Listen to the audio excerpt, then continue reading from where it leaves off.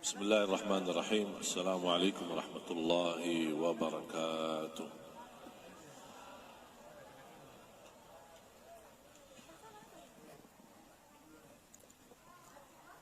Alhamdulillahi rabbil alamin. Wa ashhadu an la ilaha illallah wahdahu la sharika lahu waliyus salihin.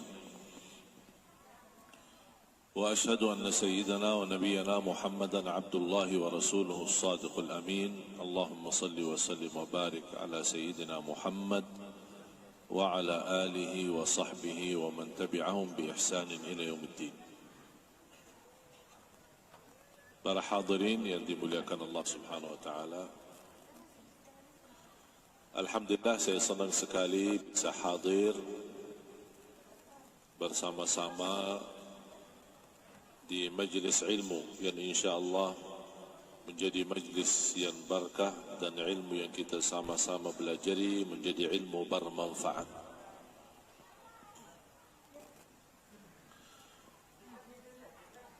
Sebenarnya dalam kehidupan kita banyak yang tersia-sia.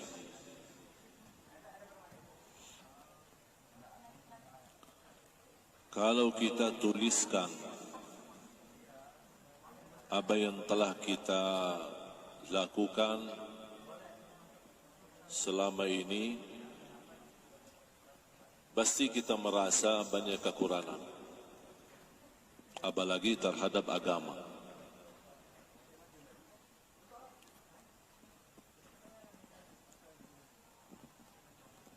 Nampaknya berat kalau kita menuliskan sehari-hari kita. Apa yang telah kita lakukan dalam kebaikan maupun dalam dosa dan maksiat. Kita malas menulis atau tidak memperhatikan untuk menulis, atau buat apa untuk menulis. Tapi ada malaikat yang tidak pernah lupa menuliskan segala apa yang kita buat, baik maupun buruk, taat maupun maksiat, semua tertulis. Tidak ada satu langkah kemanapun, semuanya tertulis.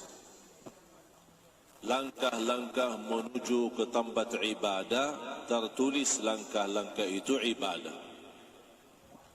Langkah-langkah ke tempat maksiat, bukan hanya maksiatnya yang tertulis, tapi langkah-langkah itu dianggap sebagai langkah maksiat.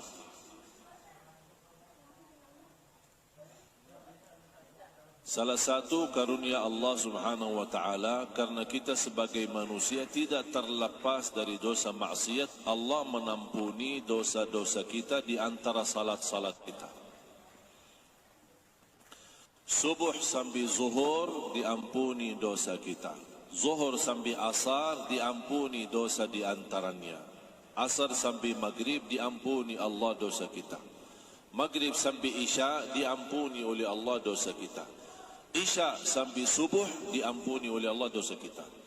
Jangankan di antara salat diampuni dosa dan kesalahan kita, Jumaat sampai hari Jumaat yang akan datang diampuni di antaranya dosa-dosa kita. Dan selalu saya berkata, berapapun dosa kita, sebanyak apapun dosa kita, jangan sekali-kali tinggalkan salat. Bu, sehat ya? Jangan sekali-kali tinggalkan salat. Mengapa? Karena salat itu termasuk ibadah yang menjaminkan kita selalu mendapatkan ampunan. Was-salatu ila as-salah wal jumu'atu ila al-jumu'ah mukaffiratun lima bainahun. Antara salat, antara dua Jumat diampuni dosa kita.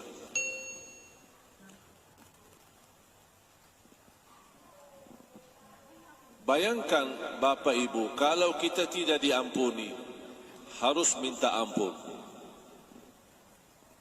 Betapa banyak dosa yang kita lupakan. Berapa banyak dosa yang kita abaikan. Bahkan ada perbuatan yang kita lakukan, belum kita merasa itu dosa. Padahal di sisi Allah itu dosa. Dosa kecil, dosa besar, apalagi dosa kecil. Sehari-hari kita tidak terlepas dari dosa kecil. Mata melihat, tangan menambil, telinga mendengar, kaki berlangkah. Ini semua bisa terjadi. Banyak dosa-dosa kecil. Kalau bukan anugerah Allah Subhanahu wa taala, terampuni dosa kita karena salat kita, ibadah kita berat.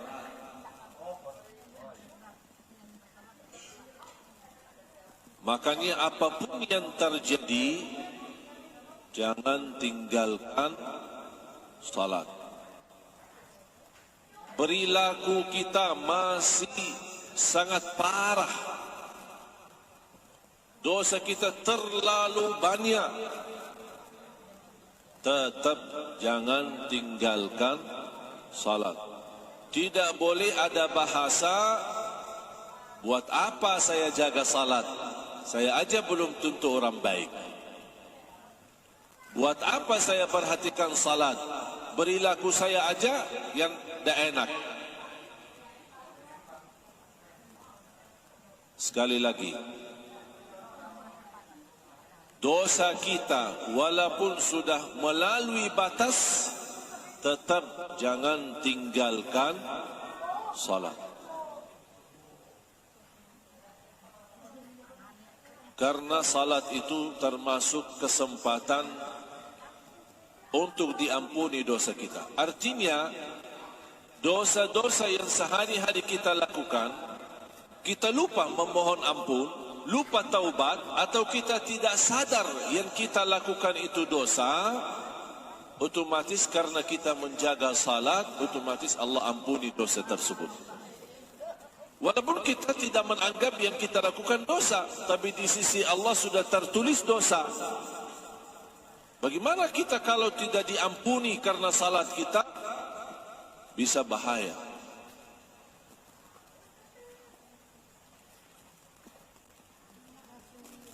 Gunung besar mulai dari batu kecil. Batu kecil dengan batu kecil dengan batu kecil dikumpulkan kecil terus jadi gunung besar. Ini dosa kecil. Dosa kecil itu bisa menjadi lebih bahaya daripada dosa besar. Mengapa? Kalau kita lakukan dosa besar, kita tahu dosa itu dosa besar. Tapi saat kita berlaku dosa kecil, kita lupa itu dosa.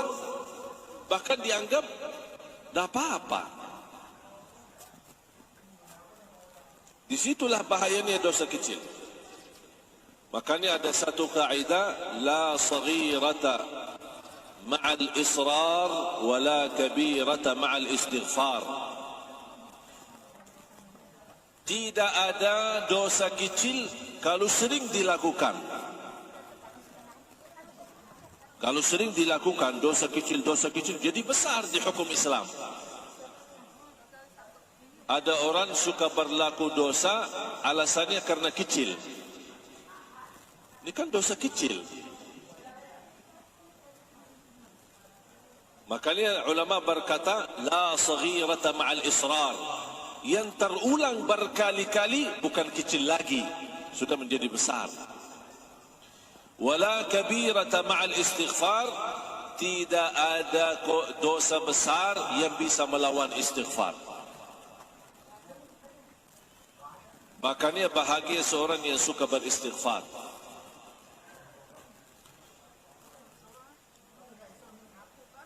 Saya mau bertanya kepada jemaah.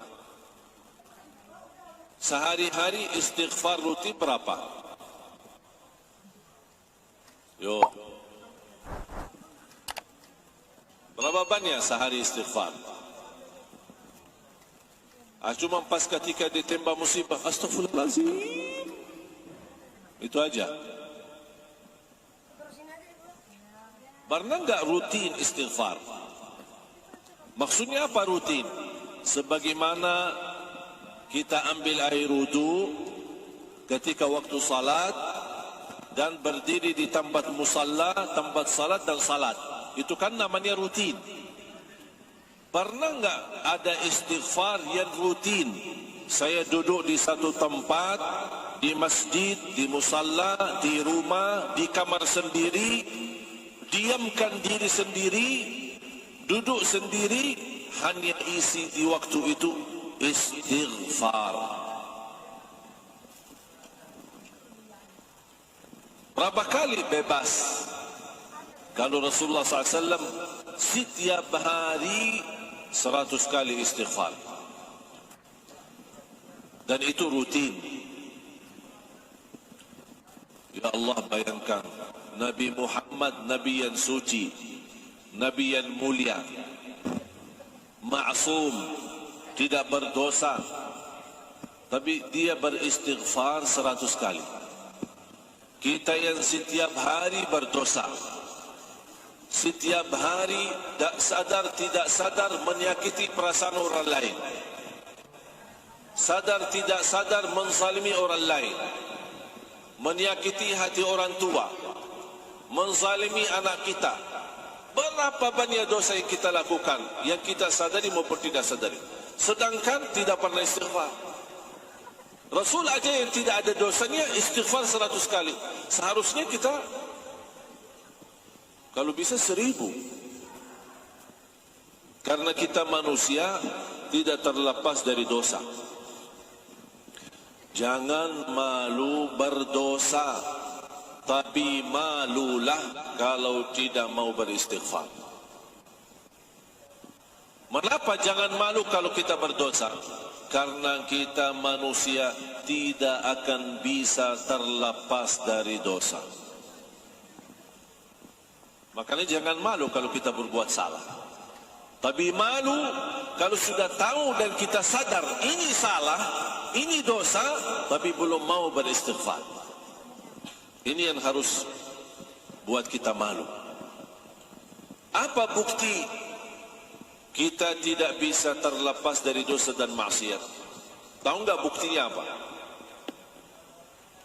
Ayo. Apa bukti kita tidak bisa terlepas dari dosa dan maksiat? Buktinya apa? Tidak ada siapapun yang tidak berdosa. Mau dia ustaz, mau dia kiai, mau dia habib, mau dia ulama, mau dia orang biasa, semuanya berdosa. Bahkan tidak boleh ada yang terlepas daripada dosa. Kata siapa? Bukan kata saya. Kata Rasulullah SAW. Kullu ibnu Adam khata. Semua keturunan Adam bersalah. Berarti kita tidak terlepas daripada kesalahan. Itu sesuatu mau tidak mau pasti bersalah. Tapi ya Rasulullah, kalau kita memang semuanya harus bersalah atau tidak terlepas dari kesalahan, gimana solusinya? Wa khairul khatta'in at-tawwabun. Bukan persoalannya kita bersalah, tapi kata Rasulullah, yang terbaik di antara kalian yang bersalah, yang suka selalu bertaubat. Jangankan kita istighfar karena salah dan dosa kita, habis salat aja kita istighfar.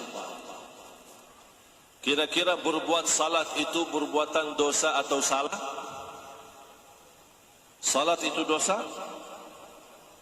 Apa salat itu kesalahan? Terus kenapa habis salam istighfar? Kan habis salam kan astagfirullah, astagfirullah, astagfirullah. Kenapa? Kan disuruh istighfar karena dosa, istighfar karena salah. Dosa yang kita sadari maupun kita tidak sadarkan. Terus kenapa kita habis salat suruh istighfar? Hah? Belum? Belum khusyuk. Karena kita sebagai manusia tidak terjamin sempurna salat kita. Kurang khusyuk, tercampur riya, lalai dalam salat, was-was, kadang-kadang salatnya buru-buru, tak jelas bacaannya, pasti dalam sujud sup. Apaan sup kita?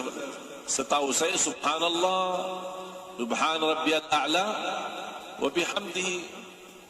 Saya dengar samping saya pas ada orang sujud. Ya Allah, buru-buru ini.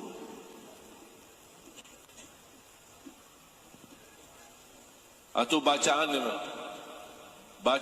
Bacaan ayat-ayat Al-Quran terlalu cepat. Bismillahirrahmanirrahim. Apalagi kalau sir. Kalau jahar masih kita bisa. Kalau sir, Walid. Ya ini salat kita. Berapa banyak kita mujahadah diri untuk menyempurnakan salat? Pernah enggak Bapak Ibu bertanya diri, apakah salat saya sudah benar belum? Pernah duduk bersama diri sendiri muhasabah dan bertanya diri, apakah salat saya sudah fantas diterima Allah atau belum? Atau hanya kita menjalani salat karena perintah, sebuah tugas, mau lepaskan diri dari tugas itu? Makanya saya sering mengingatkan jamaah, ada dua orang salat di saf pertama, satu diterima Allah, satu tidak. Padahal sama-sama salat di saf pertama, sama rukuk, sama sujud, sama baca. Tapi satu diterima, satu tidak. Kenapa? Karena satu ketika dia salat menghadapi Allah dengan hatinya, yang satu lagi menghadapi Allah cuman fisik gerakannya.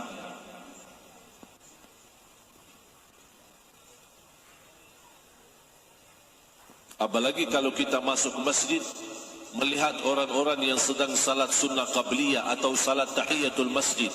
Coba lihat, pandangin orang. Berapa lama salatnya?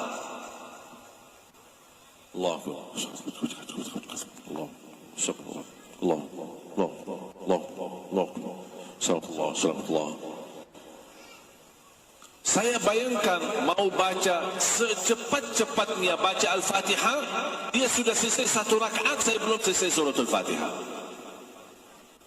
Habis selesai selamat Allah, ya Allah mohon diterima. Apaan yang diterima? Apaan yang diterima? Yang mana maksudnya yang diterima?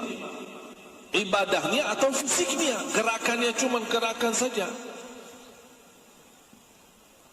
Dan disitulah Bapak Ibu mulai banyak masalah di dalam kehidupan kita karena salat kita belum beres.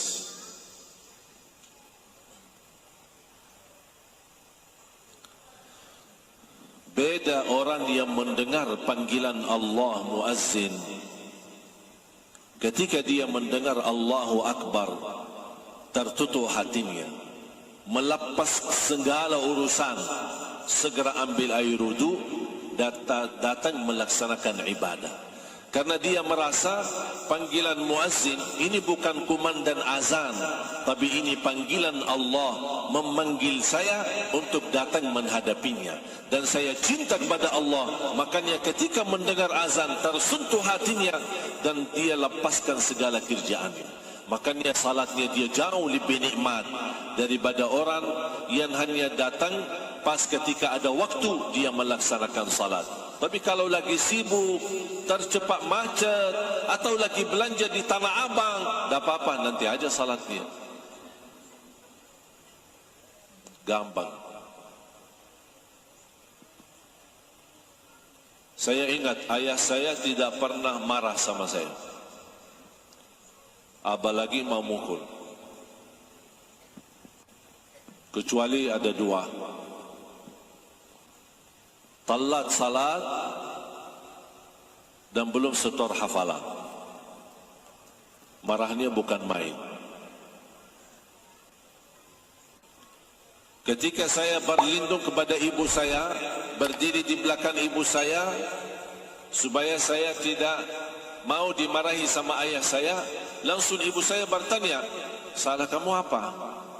Tadi telat, masbuk. Bukan tidak salah sama sekali. Bagaimana orang yang tidak salah? Ini masbuk, bukan tidak salah sama sekali. Ayah saya marah. Ketika saya jelasin sama ibu, karena tadi saya masbuk, kata ibu saya, oh kalau urusan salat, saya tidak ikut campur, itu urusan sama ayahmu. Dah mau bela, dah mau tahu. Kira-kira bagaimana kondisi kita membangunin anaknya ketika bangun subuh? Anak-anak kita sudah dibiasakan. Alasannya masih kecil pak. Sudah SMP masih kecil pak. Sudah SMA masih kecil pak. Belum terbiasa. Tapi coba kalau dibangunin jam sekolah, aduh marahnya luar biasa. Ayo ini telat ini sekolah ini apa ini? Ribut di rumah. Diperhatikan, nak sudah makan nak. Ayo makan ya, biar sehat ya, biar tidak masuk angin ya. Tapi ingatkan dia, sudah salat nak, ayo jaga salat ya, biar tidak masuk neraka ya. Kalau yang dibahas masuk angin, masuk nerakanya dilupakan.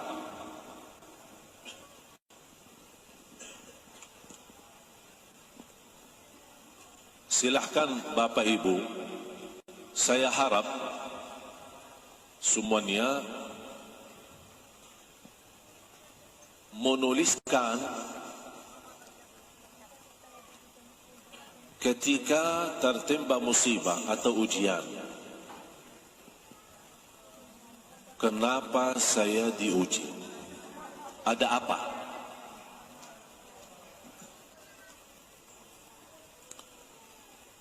Dan periksa salatnya. Periksa salatnya. Oh ternyata sering masbuk. Sering tertinggal salat. Sering ketiduran salat subuh. Sering ketiduran salat isya. Capek, habis maghrib tidur, bangun subuh, isya belum. Atau sering jamak tanpa alasan. Kenapa jamak? Karena lagi sibuk belanja. Jadi zuhur tidak bisa dapat waktu. Kapan salat zuhur? Nanti sama asar. Kalau terjadi seperti ini, itulah sebabnya kita diuji.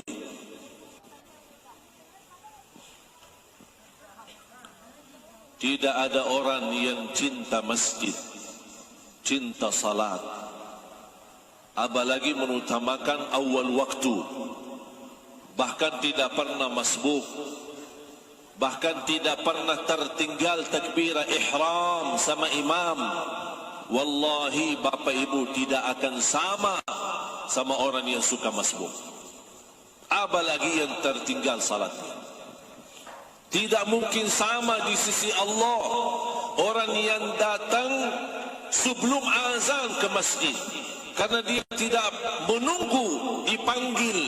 Dia datang duluan karena dia tahu waktu salat, dia standby di masjid.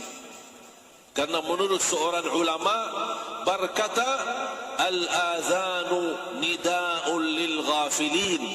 Azan itu panggilan untuk orang yang lalai hatinya.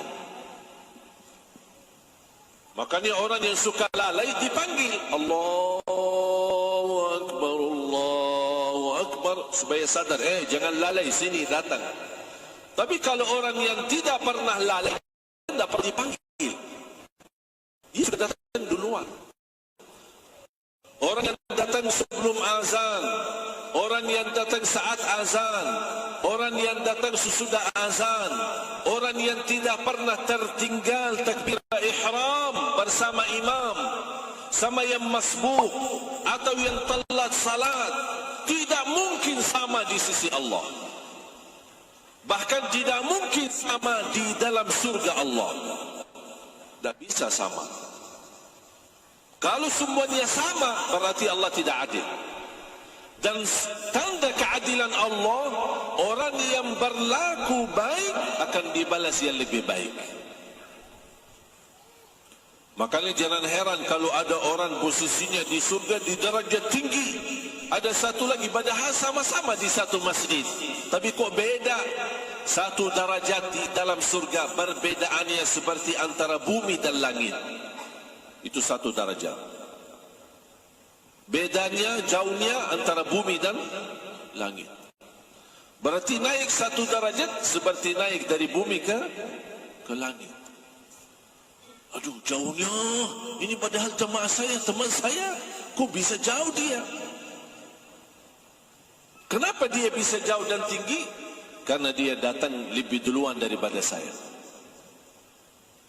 Dia bisa mempertahankan diri tidak terlepas dari takbiratul ihram.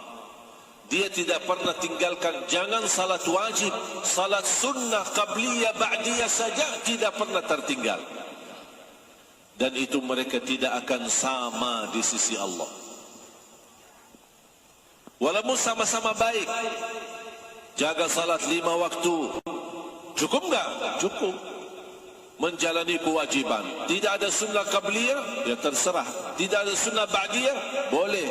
Tidak ada qiyamul lail, salat malam, ya bisa. Cukup dengan 5 waktu, terjamin insyaAllah. Kalau kita jaga sebaik-baiknya, terjamin masuk surga.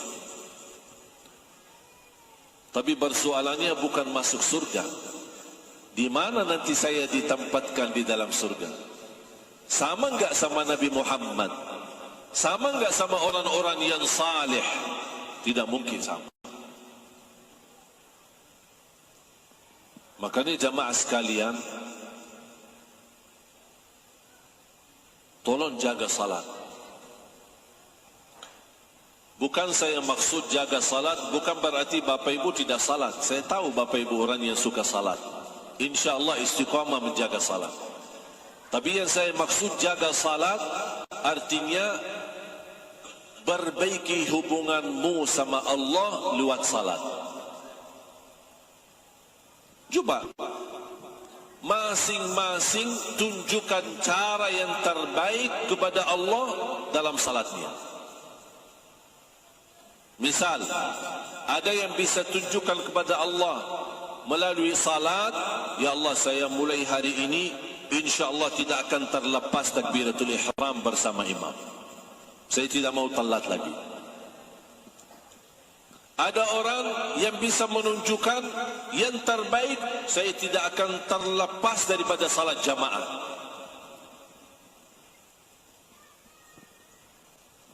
Walaupun bagi wanita tidak wajib salat berjamaah di masjid, tapi pasti tidak akan sama di sisi Allah. Wanita yang selalu mengutamakan waktu salat, tepat waktu di awal waktu, sama wanita yang suka menunda salat seenak-enaknya. Tidak mungkin sama di sisi Allah. Tapi seandainya kalau wanita mendapatkan kesempatan salat berjamaah, dia mendapatkan pahala yang sempurna di sisi Allah. Mulai hari ini saya mohon kita perbaiki diri kita dalam salat. Sunnah qabliyah ba'diyah, salat berjamaah, tepat waktu, jangan menunda-nunda.